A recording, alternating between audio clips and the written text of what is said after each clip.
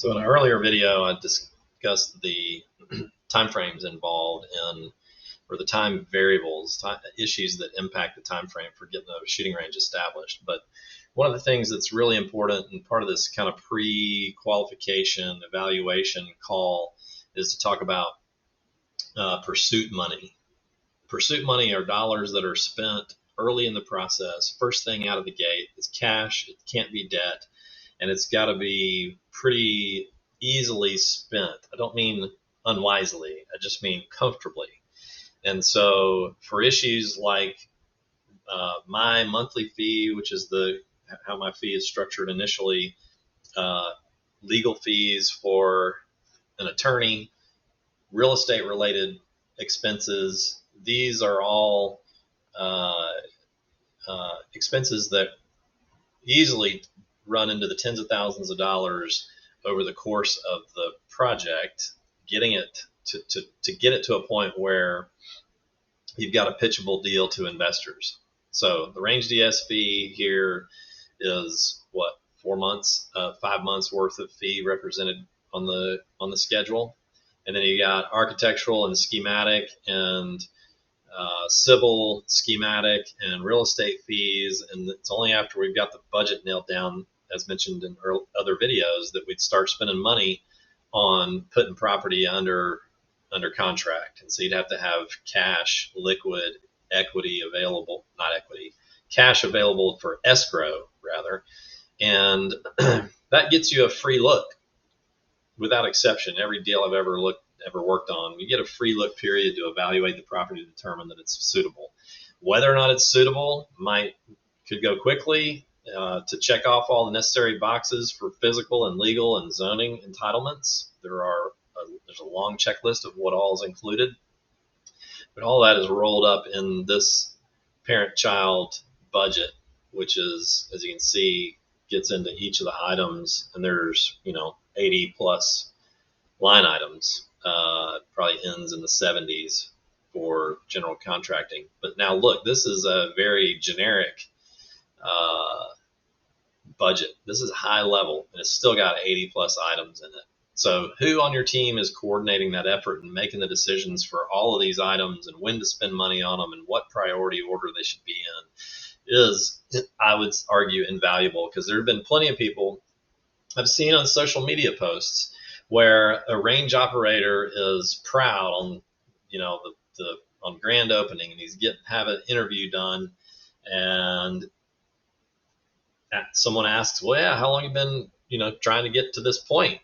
And it'll be like 5 years, as if it's a brag that taking that long is some kind of badge of honor.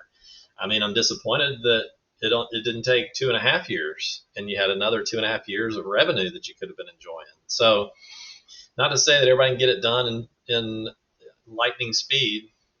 The quickest, as I mentioned earlier, would be less than 1.5 years.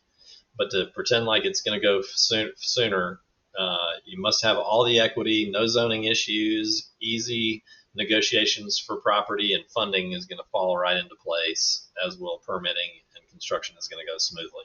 You just got a lot of variables. So mapping that out, the point of this video is to get into what does it take to get to a point where you have a pitchable deal.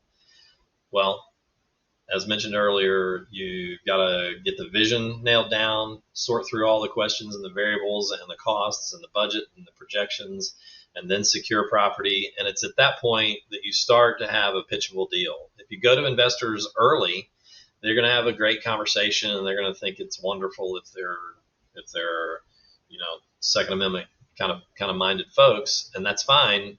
But until you have a deal that they can say yes to and put money to work, they're not just going to definitively commit, sign documents necessary, obligating them to commit, if there's still any meaningful amount of time, work, zoning, whatever the case, budgeting that has to be done from a bid documentation from a contractor to specifically nail down that pricing based on construction documents. There's just a long process to get to that point, and you have to have a runway of cash necessary to be able to pitch and secure investors and the debt from a lender.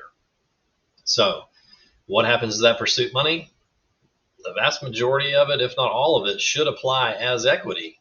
So if you got to bring $2 million in equity and you spend 100,000, well, then you need 1.9 million from investors, as an example. So hope this sheds a little bit of light. This is not this pursuit money that's got to be spent in the early stages over the first several months. It is not to be, can't be debt. Can't go get a loan. Don't go get a second mortgage. Absolutely do not want to be involved in deals where you're, cashing in your 401k and you're all in because you're so committed to the project. That's just not the right approach. Will an investor chip in pursuit money? Well, potentially, but they're not really an investor at that point. They're more of a business partner, and they're in this effort with you on the front end, and they're going to have more say and more control. And it's really pursuit money that's very at risk, because we don't know if we'll win zoning. You don't know if the interest rates are going to change enough to make an issue of funding or financing, and so on and so forth. So it's money that's at risk that you got to be able to comfortably spend through the process. And my role in this is to create as much clarity and certainty about how and when and where to spend those dollars as we map out this process. So I think that's it for now.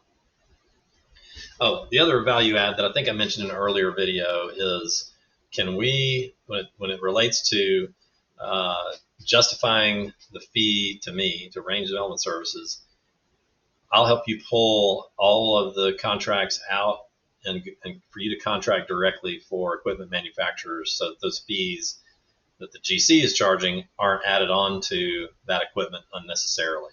It needs to be where value is added, there should be compensation. And I've yet to run into a GC where handing that off to them would have been a better move than my involvement.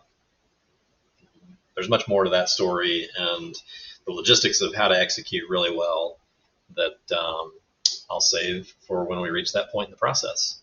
All right, that is it for now. Signing off. Thanks again.